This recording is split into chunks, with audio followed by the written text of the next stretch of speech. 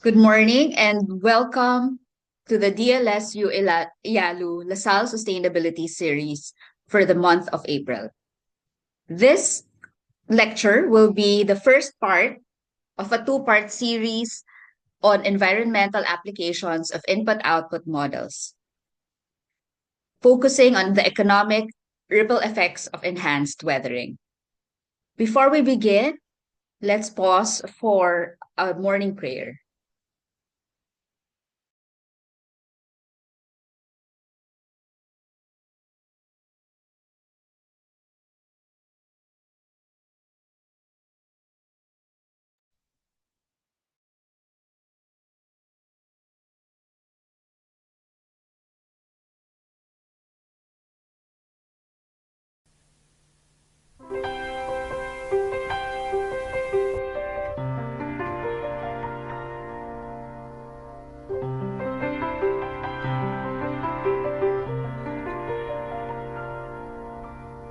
Let me be the change I want to see, to do with strength and wisdom all that needs to be done, and become the hope that I can be. Set me free from my fears and hesitation. Let me courage and fill me with spirit to face the challenge. It's all the change I long to see. Today I start the change I want to see. Even if I'm not the light, I can be a spark in faith, service, and communion. Let us start the change we want to see, the change that begins in me. Today I start the change I want to see. Even if I'm not the light, I'm not the light, I can be the spark. Faith, service, and communion. Let us start the change we want to see, the change that begins in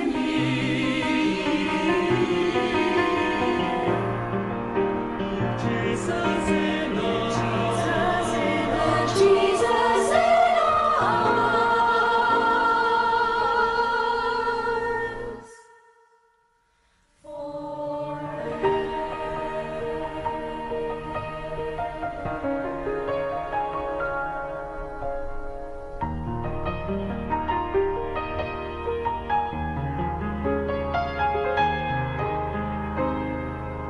I'd like to acknowledge the presence of our Chancellor Emeritus, Dr. Carmelita Quebenco. So let us proceed. For those of you who are joining us for the first time, let's listen to the overview of what the Sustainability Lecture Series is all about.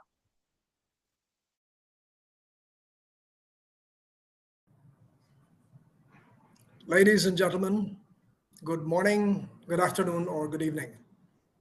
It's my pleasure to welcome all of you to this month's edition of the Sustainability Lecture Series.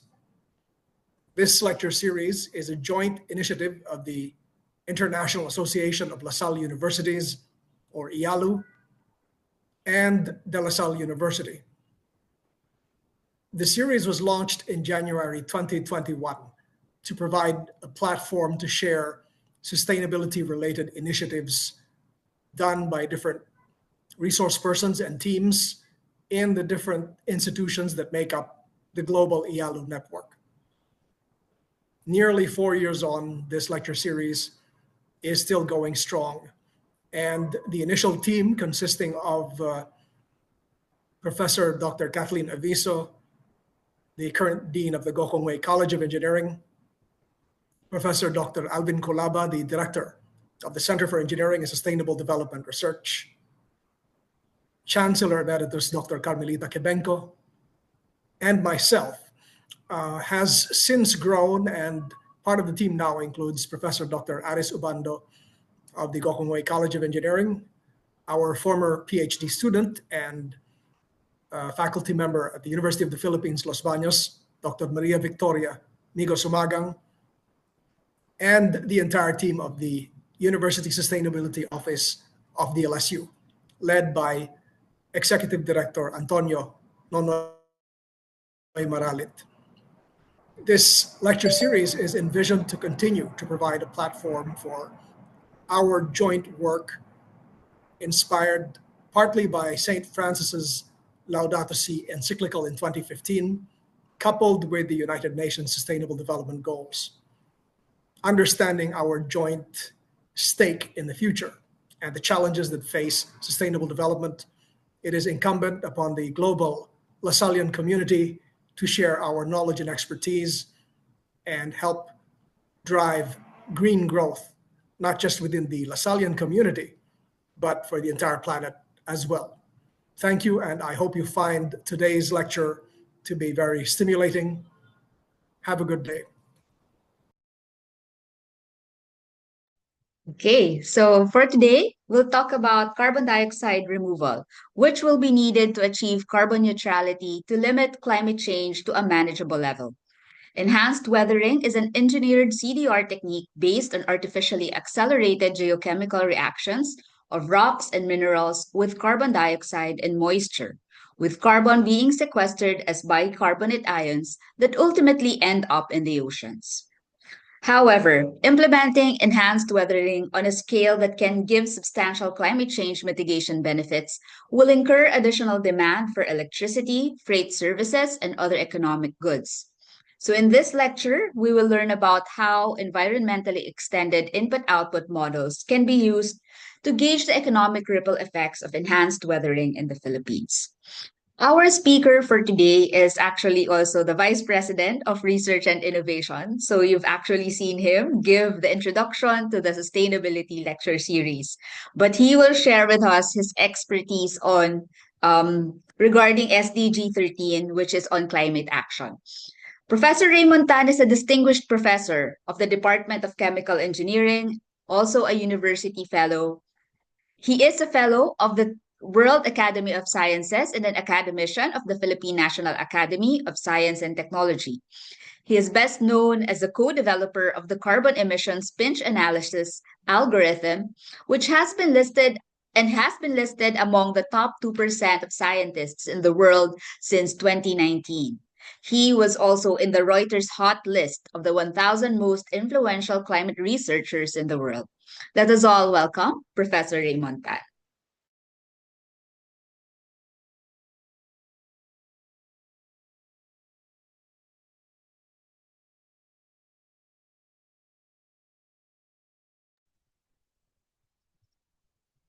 Okay, let's wait for a while. I think he's having some technical difficulties.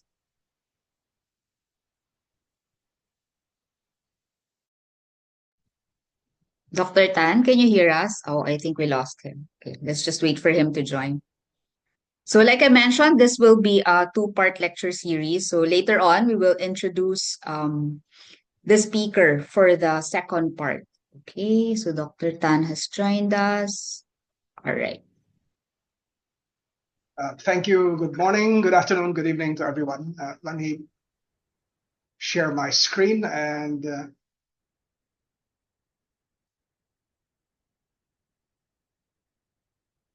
for the next 30 minutes or so, I hope to be able to, this time wearing a different hat, share some of our research on the environmental applications of input-output models as they apply specifically to technologies that are currently being developed to help manage climate change. At the same time, I hope to deliver this lecture in a way that's accessible to a general audience. So let me begin with this brief excerpt from a 2022 report of the Intergovernmental Panel on Climate Change, which states that CDR, or carbon dioxide removal, will be needed to counterbalance residual emissions. This is in the context of eliminating greenhouse gas emissions on a global scale within about the next human generation. So the talk is broken down into 5 parts as shown here. I think it's important that we begin with the context of climate change and the current efforts that are taking place to manage this environmental issue. And we need to understand the carbon cycle if we are to properly understand what climate change is and what are the best ways to manage it. On this planet, carbon is present in 3 major compartments. Number 1 is carbon on land, either in living things or in minerals. And we have similarly carbon in the oceans, also in mineral form or in biomass, living things. And finally, we have carbon in the atmosphere, which is mostly carbon dioxide. That creates a blanket that makes the planet livable. But at the same time, there's a very delicate balance to this. And if we take just the natural flows that are present, as we can see in this diagram, there are flows of carbon across different compartments. And prior to human intervention, these flows were mostly counterbalancing each other. So the planet was in a near steady state, with climate being relatively predictable on human timescales. The problem of climate change is that when we superimpose human activities on the natural carbon flows, in particular 2 activities. Number 1 is burning of fossil fuels. Number 2 is the conversion of pristine ecosystems into various land uses like agriculture and human habitation. These 2 major activities, when put on top of the natural flows, are causing rapid accumulation of carbon dioxide in the atmosphere, which is then driving a slow but very persistent change in temperature. So climate change used to be known. When I started out doing this 25 years ago, we used to use the term global warming. Now, climate change is the term used by the scientific community. And this is the scale of the problem. Human activities are contributing about 40 billion tons per year of carbon dioxide. That's billion with the letter B. And this 40 billion tons per year, of course, if you go back in history, that's been steadily growing up as on a steady scale, particularly over the last couple of 100 years since the Industrial Revolution.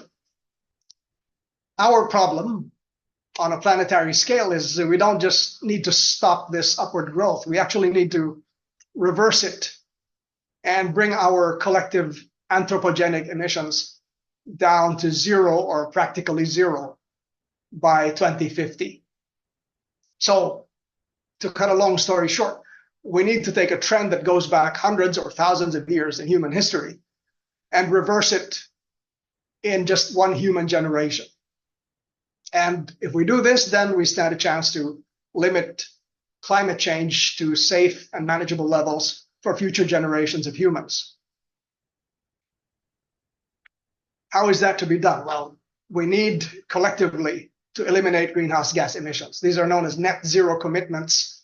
And if it needs to be done on a planetary scale, then the commitments need to be distributed across countries. So individual nations need to commit to eliminating greenhouse gas emissions at some point by mid-century or perhaps a little bit after mid-century. And at the moment, a large proportion of countries have actually made such commitments, regardless of how clear-cut these commitments are. At least this signals some ambition to contribute to a global or collective target. Sad to say, the Philippines is not one of these countries. The Philippines remains one of the holdouts, a small minority of countries that have not yet seen it fit to declare net zero targets for themselves in solidarity with the rest of the world. Obviously, I myself am hoping that this will change in the near future.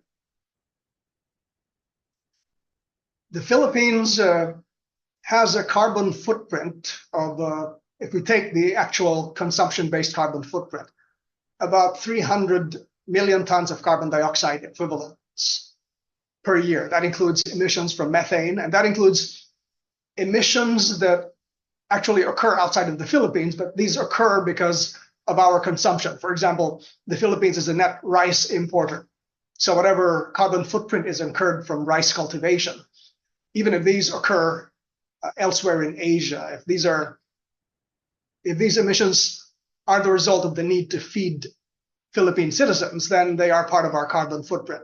And that actually exceeds the domestic carbon footprint or domestic emissions that the Philippines generates. So we are in effect exporting our carbon footprint to other countries.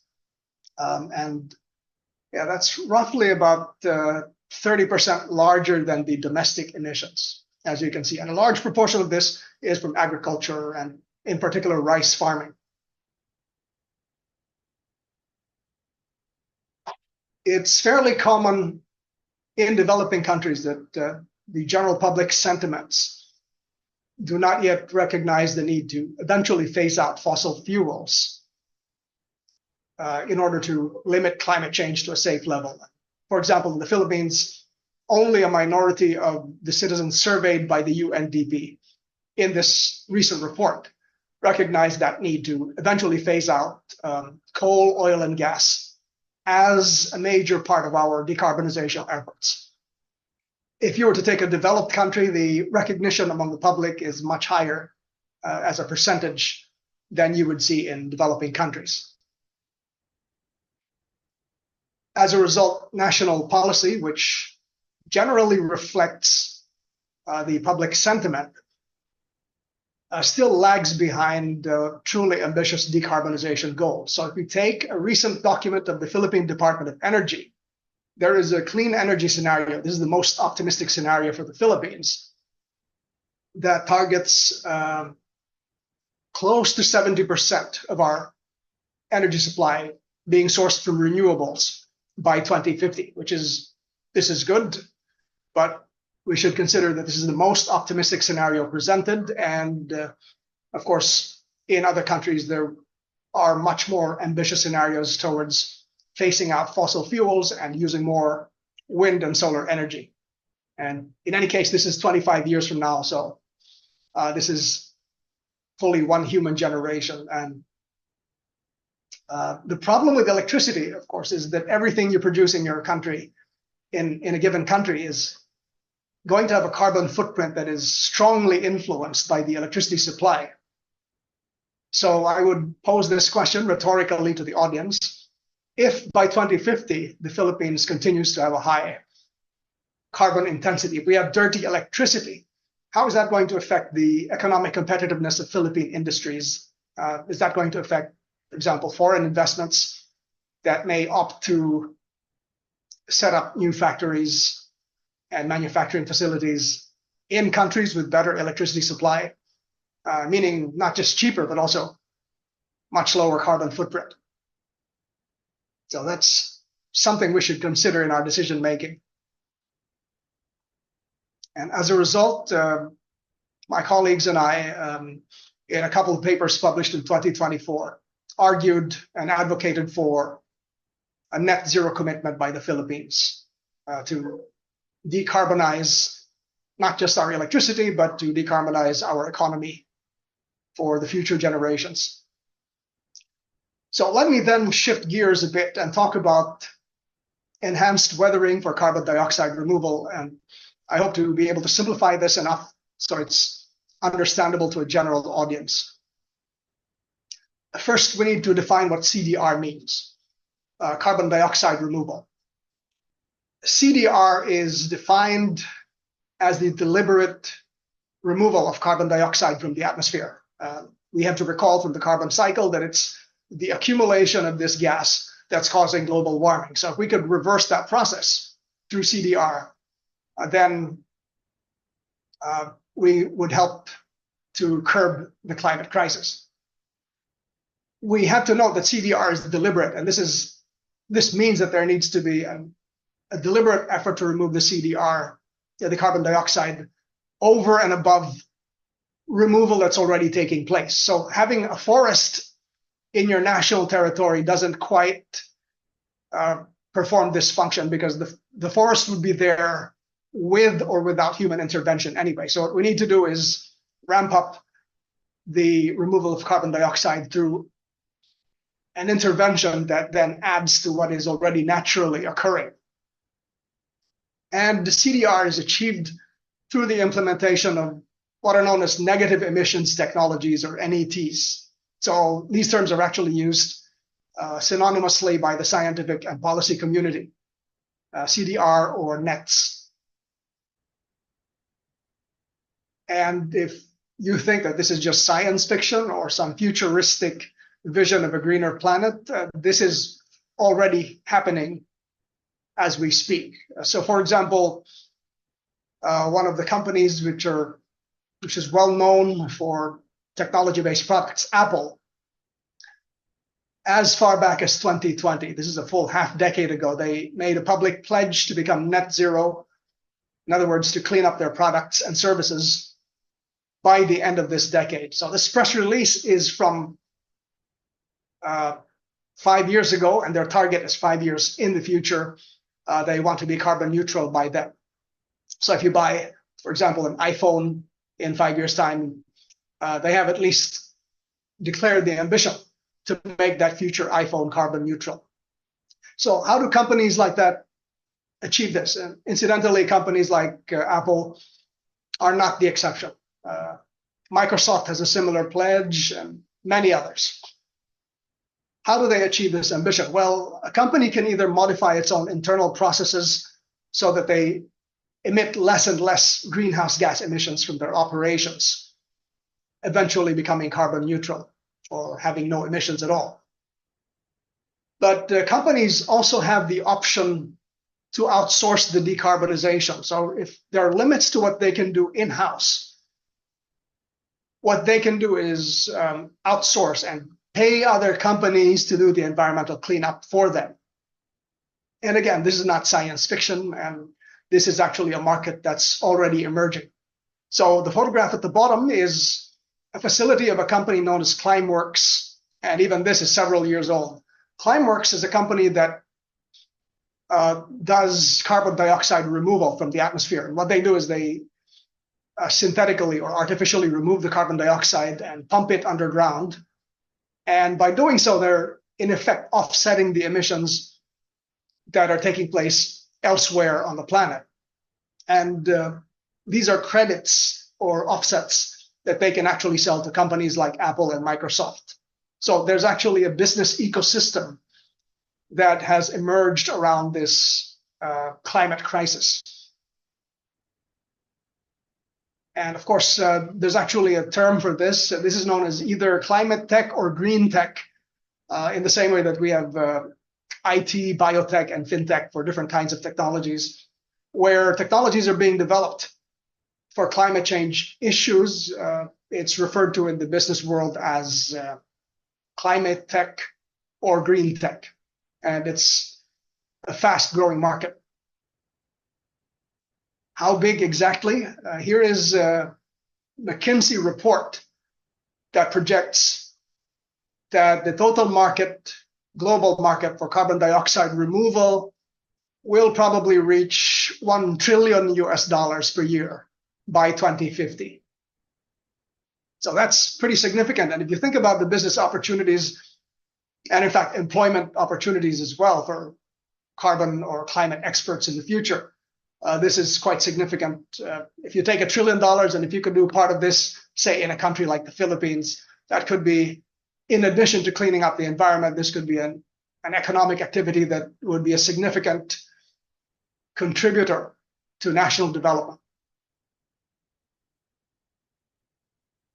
And one of the technologies that my team in DLSU believes could be a significant player in the future is enhanced weathering. This is defined very simply as the accelerated geochemical reaction of certain rocks and minerals with rainwater to capture CO2. That's a process that already occurs naturally, But what you could do is weathering is a natural process. So when you enhance it or accelerate it artificially, you can then accelerate the capture of carbon dioxide from the atmosphere. How does this happen? Well, to cut a long story short, this is a relatively low-tech technique. And there are already dozens of startup companies all over the world, such as Undo Carbon. You can visit their website here for a full description, and they have videos of how this is done. Essentially, what you do is you can take rocks like basalt, shown in the picture at the bottom left of the screen. Basalt is a very common rock. If you were mixing cement with gravel, the gravel that you're using is probably basalt. That's a gray stone that you can find all over the Philippines and, in fact, many parts of the world. Now, if you were to expose a rock like this for many years to rainwater, just expose it to the elements, it would not be perceptible to the human eye because it would take place so slowly. But that rock would gradually dissolve. And what would happen is rainwater, which contains dissolved carbon dioxide, would react with the rock once it hits the surface. And the chemical reactions that take place would result in the carbon dioxide being converted into bicarbonate ions. This is the same form of carbon that is present in baking soda. Now, the bicarbonate ions would be inside the rainwater. Of course, eventually that water will flow into a nearby body of water, which eventually flows into the seas, into the oceans. So what would happen what already happens through weathering is that rain would naturally wash some of the carbon dioxide out of the atmosphere. If it comes into contact with a rock like this or similar, or rocks with similar chemistry, eventually the carbon becomes trapped in the water that's washed out into the seas as bicarbonate, and it stays in the ocean for millennia before being able to seep back into the atmosphere. So that is a process known as weathering. It is unfortunately geologically slow, as they say. So if we wanted to make a business out of this to clean up the atmosphere, we would have to accelerate it. And fortunately, the way to accelerate this is relatively easy. You take the rocks that are present, it would be gravel-sized particles initially. If you grind it up into a fine enough powder, you would create a lot of surface area. So essentially, you'd take basalt or similar rocks and minerals, and you would pulverize it into a powder similar to flour or cornstarch. So basically a dust made of the same rock and mineral, and that creates a very large surface area. So this would dissolve much, much faster when exposed to the elements and would thus capture carbon dioxide much faster as well. So there's nothing high-tech about this. We already know how to pulverize rocks and minerals. What you would then do is you can apply this rock dust or rock powder on land. You could do it on farms. You could do it on marginal lands. You can see, for example, in this Reuters article, there's a tractor which is dusting farmland with this kind of rock. And when you do this, potentially you have a dual benefit of, number one, capturing the carbon dioxide as you apply the rock dust in just the right amount so that it balances out the rainfall that you expect in the future. This is also a practice that's used to improve soil quality in places where the soil is very acidic. By applying rock dust like this, you can offset some of the acidity, so you improve the soil fertility at the same time that you capture carbon dioxide.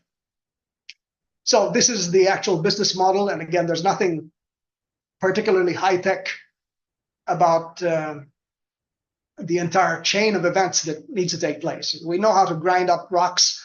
We know how to transport it using trucks. We know how to apply it using tractors on farmlands. Just about the only missing piece of technology to be able to scale this to the level that's actually needed is an accurate monitoring of how much carbon dioxide is actually sequestered or removed from the atmosphere by this process. And as I said, there are many startups in the green tech sector all over the world that have started to try to commercialize this. and sell it to companies like Apple and Microsoft as part of an outsourcing deal. Now, there are still some obstacles with the global CDR market. The projected demand by 2050 could be as high as 10 billion tons per year, again with a B, and the current supply is still very, very small compared to that future market. So there's plenty of scaling up that needs to be done.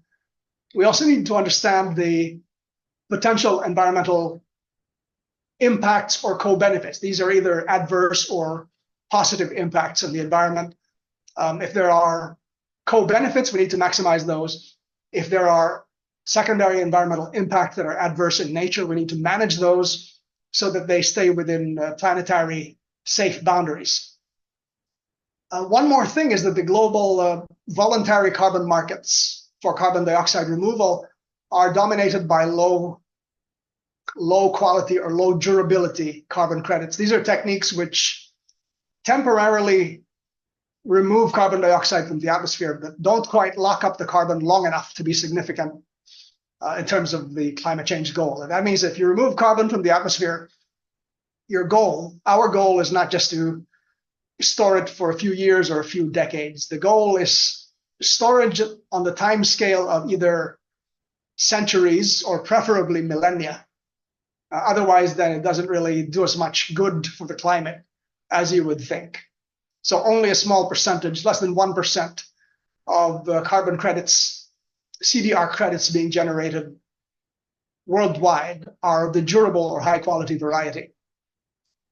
And then there are, of course, other barriers, some of which are not physical in nature. They could be economic, regulatory, geopolitical, and there are even social acceptability issues with some of these techniques. Now let's shift gears again and let's talk about input-output models, which is the major theme of this two-part lecture series.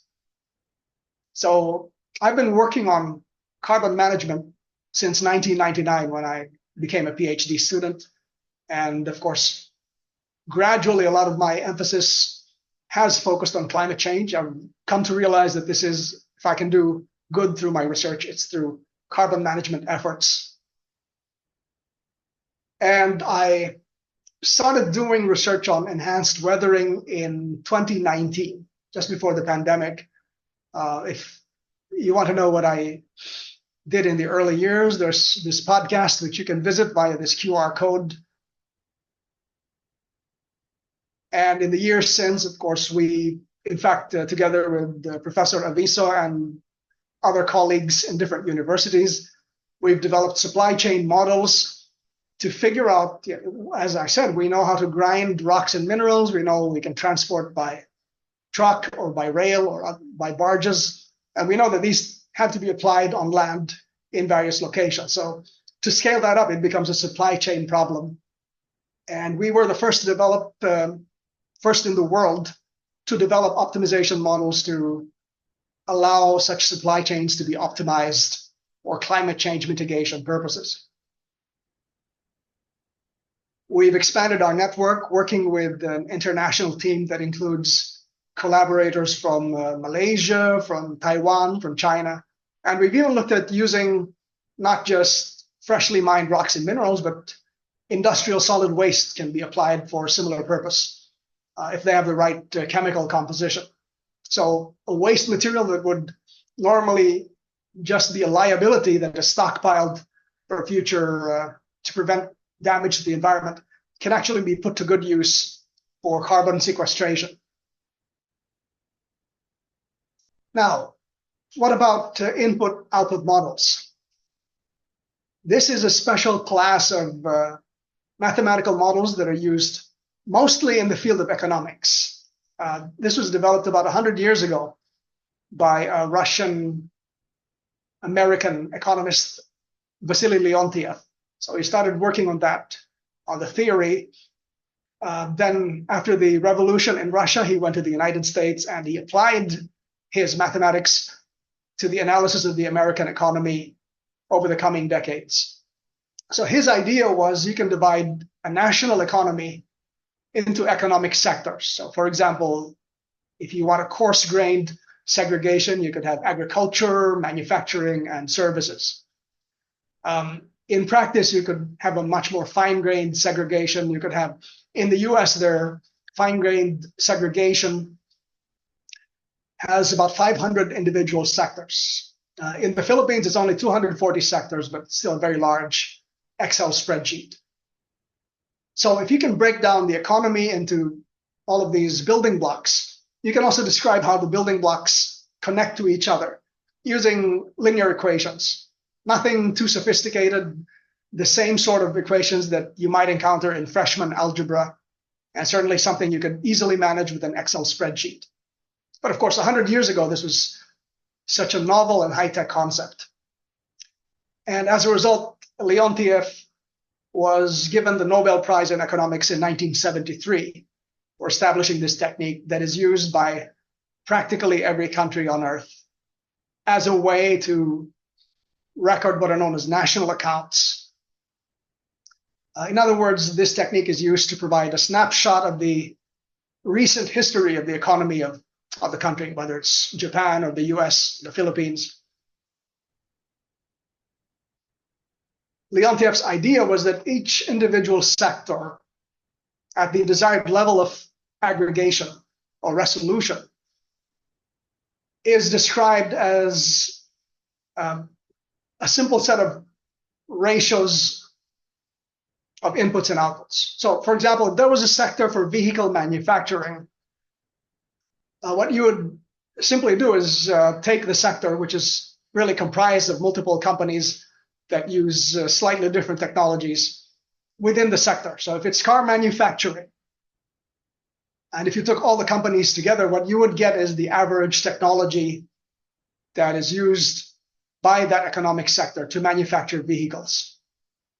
And of course, if you add up all of the companies in a given country, what you get is a representative average of all of these companies. And the inputs and outputs, just to give a very clear example, to manufacture one car, you'd need 5 wheels, 4 wheels to attach to the vehicle, and then one as a spare in the truck. So that ratio is a function of the technology used for the manufacturing of the vehicle. So that remains fixed until you change the technology. So the same principle can be applied to everything else in the economy. It's a matter of collecting the statistics into a descriptive spreadsheet of that recent history. So, for example, in the Philippines, the most recent official version is the 2018 version, which this is just the top left portion of the spreadsheet, which has 240 rows and 240 columns, but it can tell you, for example, what the typical rice farm has to purchase, what the typical bank has to purchase for every peso of value that it generates in the economy. And this is not hypothetical data. This is actually recorded data. In 1970, the same Vasily Leontiev actually came up with the idea of incorporating pollutants into his base input-output model.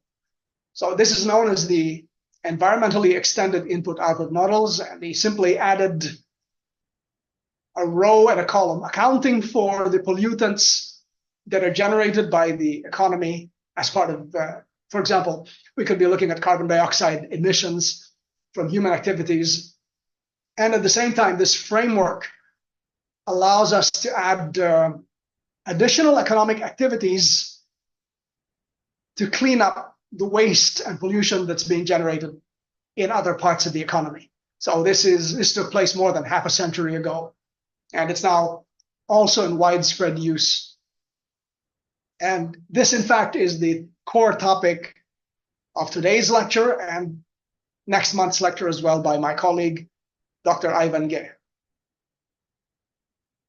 So what we're going to do is put these two topics together: enhanced weathering in the context of the Philippines and the input-output model that can be used to forecast what the impacts would be.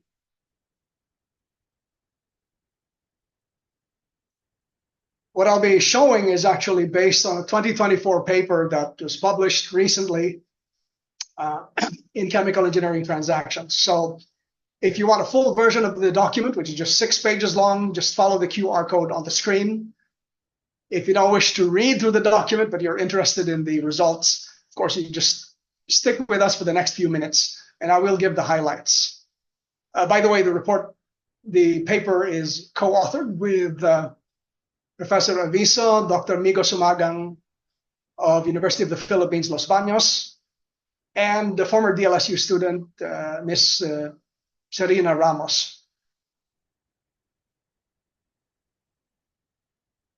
So this is the Philippine context as we describe it in the paper. We're using data from 2018 because that's the most recent pre-pandemic data that is available with official statistics. And we take data from the Philippine Department of Energy, and we separate household emissions from the upstream emissions of the economy.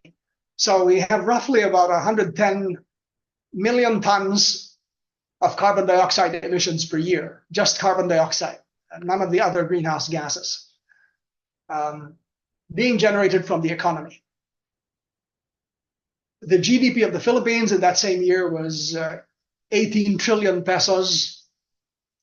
And if we assume that basalt, which is a common rock that is quarried or mined throughout the Philippines, roughly based on the chemistry of typical basalt, 1 kilogram of basalt theoretically should react with enough carbon dioxide to remove 0.3 kilograms of carbon dioxide from the atmosphere. So that's roughly a 3-to-1 ratio.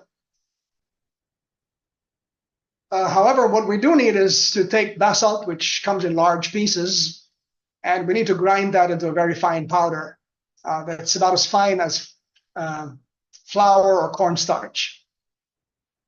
And that requires a large amount of electricity to the tune of 180 kilowatt hours of additional electricity for every ton or for every 1,000 kilograms of basalt that we would like to use for this purpose. Next is, of course, the basalt would be mined in quarries. It would be ground up into a fine dust. And eventually you have to transport it to where the different farms and plantations where you would apply the dust. So if we assume that the distance on average is, say, 150 kilometers from the source to the destination, 150 kilometers, for example, would be from here to roughly halfway from here to Baguio City. I'm in Manila, by the way, so half of that distance would be using that as the average, and using other prevailing conditions from 2018, other literature data. The first thing we did was we took the Philippine economic statistics, which have 240 sectors, and we had to compress that into something more manageable. So from 240 sectors, we compressed that to just 8 major economic sectors. And then we added a new carbon dioxide removal sector. This becomes a new economic activity whose main purpose is to clean up the emissions that are taking place elsewhere in the country. So 8 plus 1 gives us a 9-sector economic model, which we put in a simple spreadsheet. And then we ran some simulations. What happens if we try to use this new sector to reduce the emissions from the baseline of 110 million tons per year? And what happens if we try to cut that by 5%, by 10%, 15%, and even as much as 20%, just by using basalt carbon dioxide removal, or basalt CDR? Everything else staying the same technology-wise. So these are the assumptions in our simulations. The data comes from official sources, namely the Philippine Statistics Authority for the economic data and the Department of Energy for the emissions data. And to cut a long story short, we jumped straight to the results. And as I said, we went from the scenarios we examined would be cutting the emissions from anything from 5 to 20%, looking at increments of 5%, 5 percentage points. Now, what happens in the economy, if you look at the left side of the screen, these are the changes in economic activity that result from adding the enhanced weathering atmospheric cleanup, so to speak.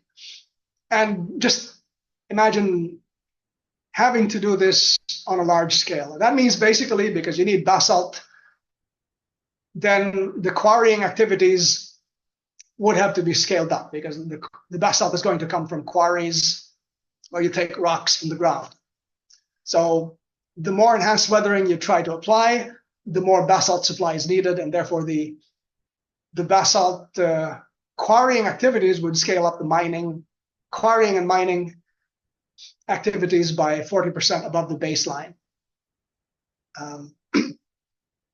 At the same time, of course, the basalt needs to be pulverized, so that is going to take up a lot of electricity, up to about 27% more electricity than the baseline level. So that means that we need to increase electricity output by 27% if we try to use this technique to eliminate 20% of greenhouse gas emissions. And likewise, of course, the basalt will need to be transported mostly by truck from point A to point B. And that means that you need more trucks to move the material around. And that could be as high as 8% increase in freight transportation throughout the country. Now, again, these additional economic activities, of course, are a double-edged sword. On the one hand, there could be potential additional environmental impacts, but at the same time, these are economic activities with the corresponding livelihood opportunities, meaning these could be additional jobs for the truck drivers that ship the additional material, more power plants that employ more people. So again, we need to be cognizant of the adverse and positive impacts on the background economy. One of the adverse impacts is we do have a carbon emissions penalty from the additional activities that take place, and in particular from the generation of additional electricity and from the additional trucking that needs to take place. So that generates additional carbon dioxide emissions when, in the first place, what we're trying to do is eliminate greenhouse gas emissions or reduce greenhouse gas emissions. So the first question is, does the benefit from CDR outweigh the penalties that occur from electricity and from trucking? Fortunately, the answer is yes, that you would get more CDR that actually far outweighs the emissions that are generated from electricity and from transportation. So it does make sense to do this. And we can jump straight to the highlights of the conclusions. If we want to reduce Philippine greenhouse gas emissions, at least for that baseline year, by 20%, that means to go from 109 million tons per year to 87 million tons per year. That means that the reduction is about 22 million tons per year of carbon dioxide emissions reduction. However, this is the net reduction because of the emissions penalties from more electricity and more trucking that needs to take place. What we need to do is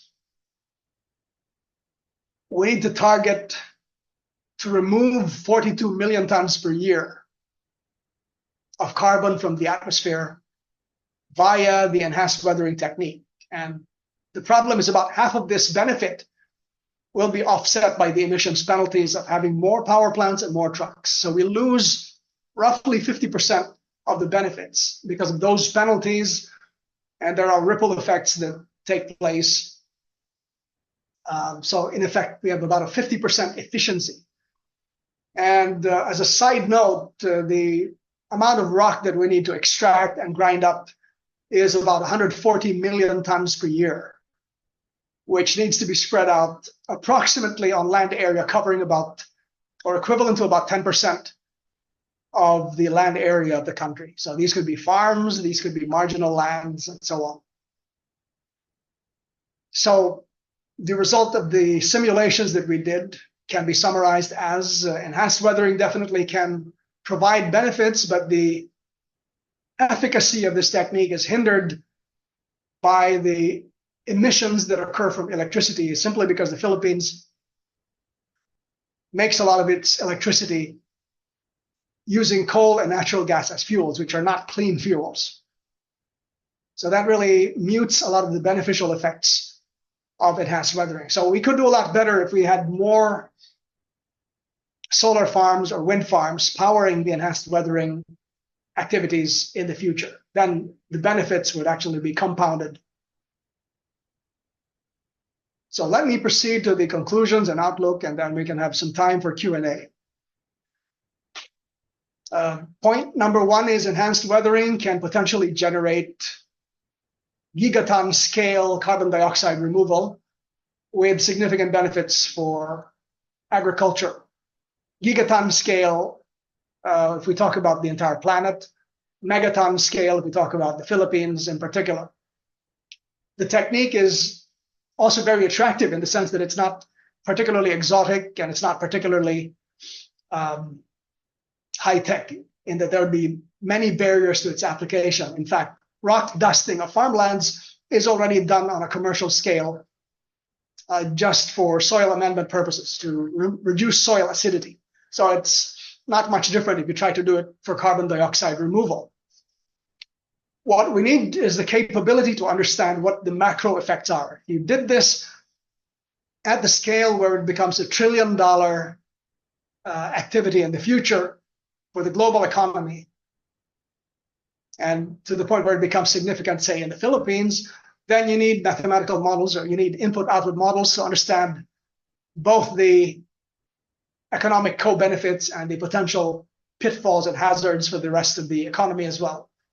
So figure out how it plugs into the background economy using input-output models. Our calculations in the Philippines show that roughly about half of the benefits, 50% of the benefits, are offset by the electricity requirements and the transportation requirements. But if we could improve the background system and introduce CDR, then we would have much more pronounced benefits. And of course, our current activities don't end there. We're working with colleagues from, incidentally, we already have results for Malaysia, which are actually very similar to those of the Philippines. Half of the benefits are offset by those ripple effects, but we're working with colleagues from different parts of the world to analyze these CDR techniques and other CDR techniques that are emerging. Right, that concludes my presentation for this morning. These are my contact details. Of course, please feel free to contact me if you're curious about any of the work that we've been doing. And of course, for the next few minutes, I'll be happy to take your questions in real time. Hey, thank you so much for that lecture, Professor Tan. I'd like to invite our audience to type in any questions that they may have. Sige. Just to begin, we already have a question actually in the chat box. This comes from Noy Maralit. So you did mention that the benefits with regards to carbon dioxide emissions outweighs the benefits are better when you actually implement this. But what about other environmental or health impacts? Is there data on this, or There is data on this, and just to cut a long story short, the idea here is we need to test the rock composition before we take the rock and grind it up into dust and apply it to land in different parts of the country or the planet. We need to do due diligence, and that means a chemical analysis of the rocks to make sure that the composition doesn't have undesirable, for example, heavy metals, because what will happen is the rocks will gradually dissolve in rainwater. So we need to select rocks which are very low or negligible traces of potentially hazardous elements, which will leach into the soil. And the good news is there's no technological barrier to doing this. There are analytical techniques for us to be able to figure out whether these rocks in particular or these minerals are safe to apply on soil. And as I mentioned, rock dusting is already a common practice for soil de-acidification. So it is being done for non-CDR purposes already, and there are startups that are now doing it for CDR. Thank you for your question.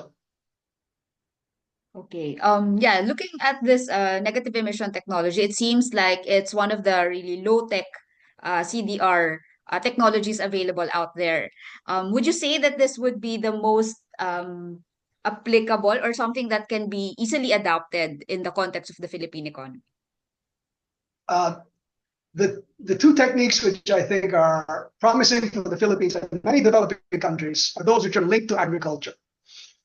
This enhanced weathering has soil benefits in addition to the CDR benefits. The other one is biochar application, and which will be the subject of a different talk by a different person in the future.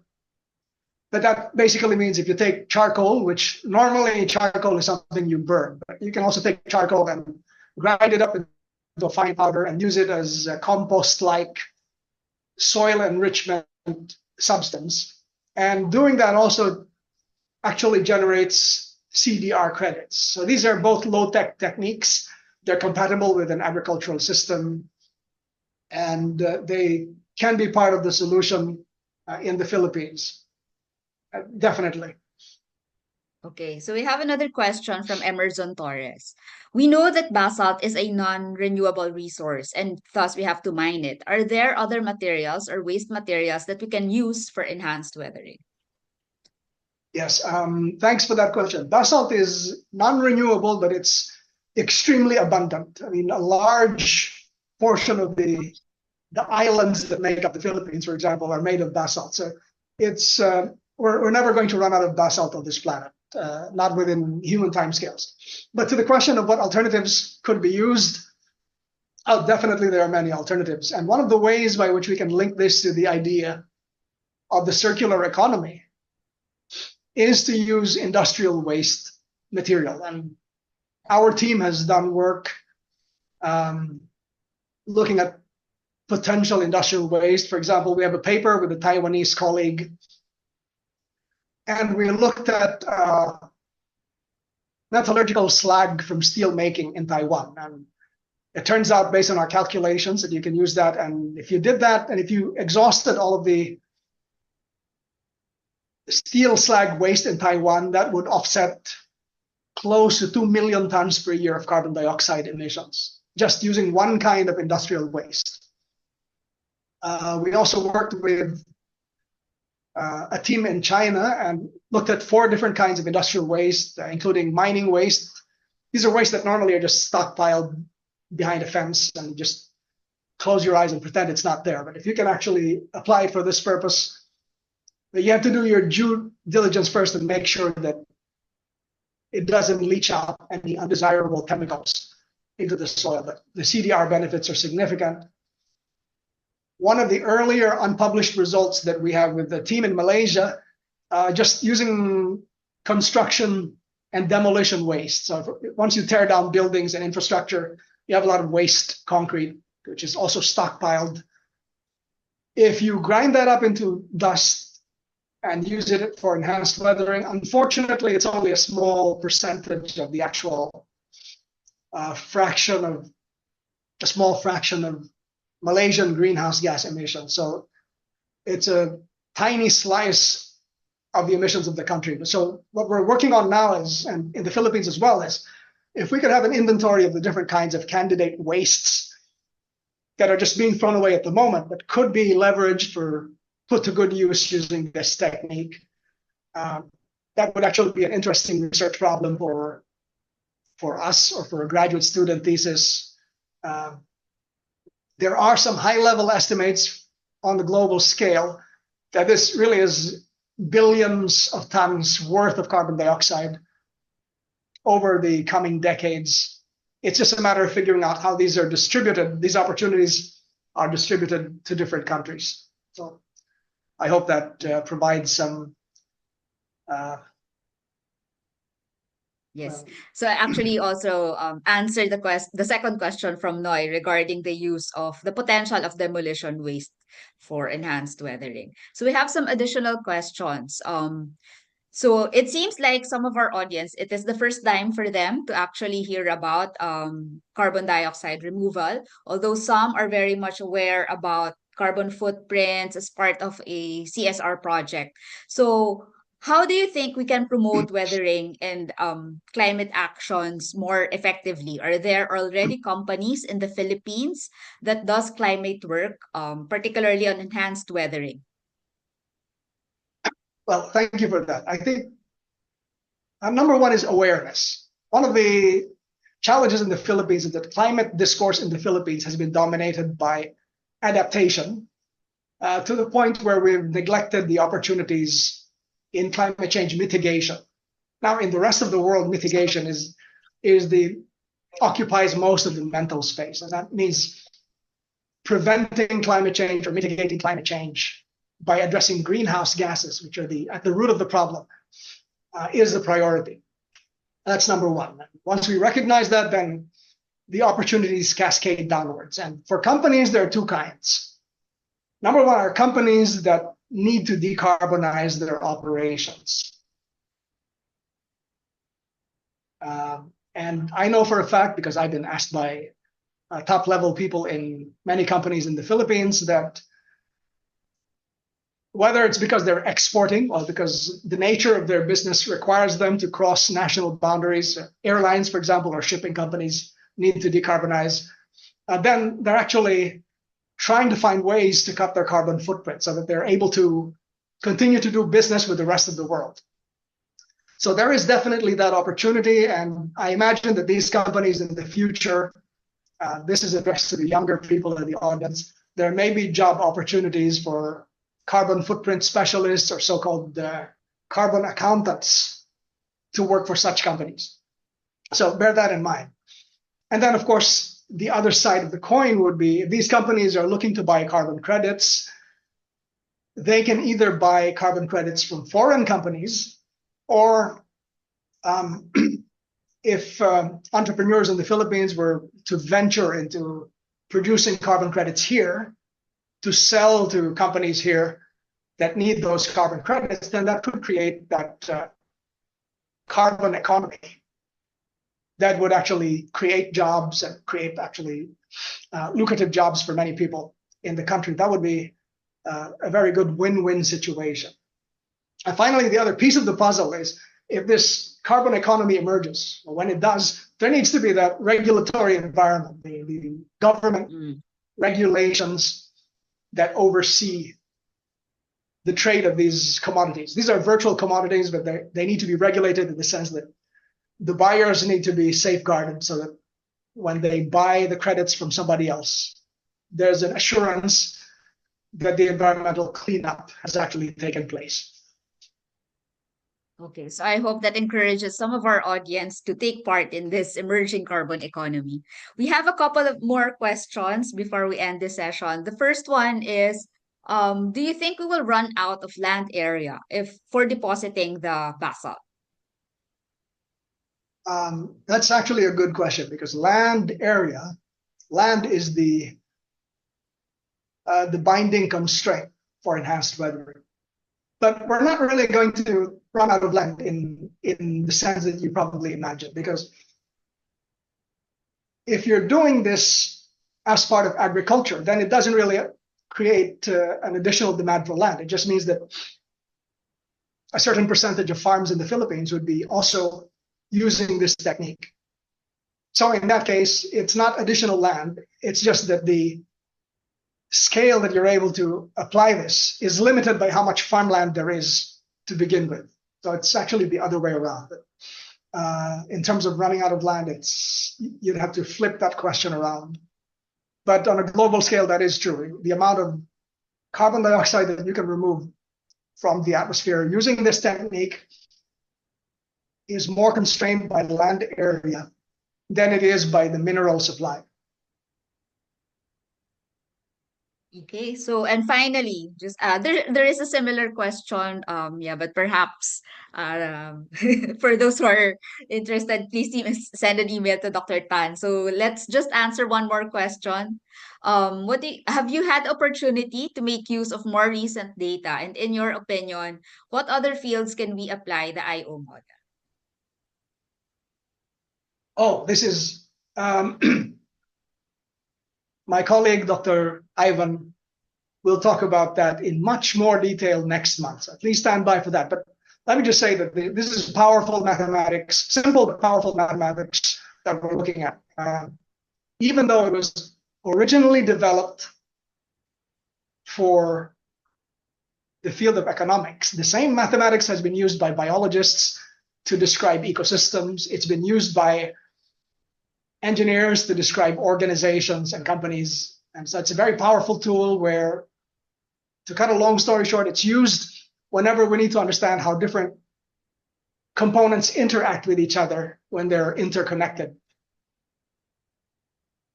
Okay, thank you very much, Dr. Tan, for that very engaging discussion and Q&A session. Thank you for the questions from our audience. For those of you who'd like to follow up or if you have any additional questions for Dr. Tan, please feel free to send him an email at maybe Dr. Tan, you can type in your email in the chat box so that anyone who's interested will send us a message. Okay, so that leads us off to the next part of this lecture series. So as what was mentioned by Dr. Tan, and it seems that some of you are interested in knowing further what are the applications of input-output models. The second part of this series will be on monitoring the environmental pressures and impacts of global economies using the tool SCP Hack, or Sustainable Consumption and Production Hotspot Analysis.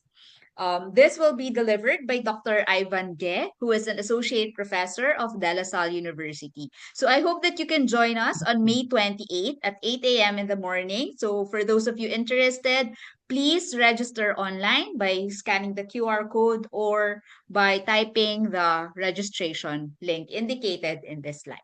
Okay, next slide, please. Okay, so again, please give us your feedback regarding this talk. And if you have any other topics of interest that you think we should discuss in this lecture series, please fill in the feedback form.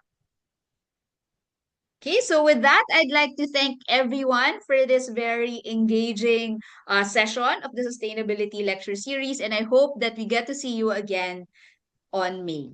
So have a great morning.